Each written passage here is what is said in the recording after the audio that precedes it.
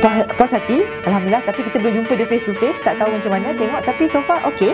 Dia ada keyakinan untuk cakap depan kamera dan excited untuk jumpa dia. Agak teruja jugalah. Objektif dia adalah untuk acknowledge perempuan yang bertudung. Untuk mereka berani untuk menunjukkan bakat mereka. Jadi saya rasa ini objektif yang baik dan patut diadakan lagi masa-masa akan datang. Nanti dia ada pemikiran dia, ada dream untuk mengubah. Saya suka macam saya sikit.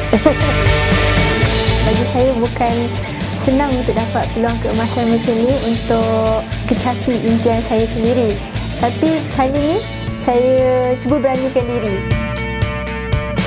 Bila saya buat series ni, saya boleh mendedahkan bakat saya yang ada, menjadikan platform lah untuk saya dalam bidang ni. Berjaya atau tidak, later on. Yang penting pengalaman saya dapat bermentor tu. Macam reality show yang ada dekat TV. Tapi dalam benda kalau kita nak berjaya memang akan ada halangan lah. So saya cuba cari jalan dulu. Kecapilah impianmu bersama Sasya.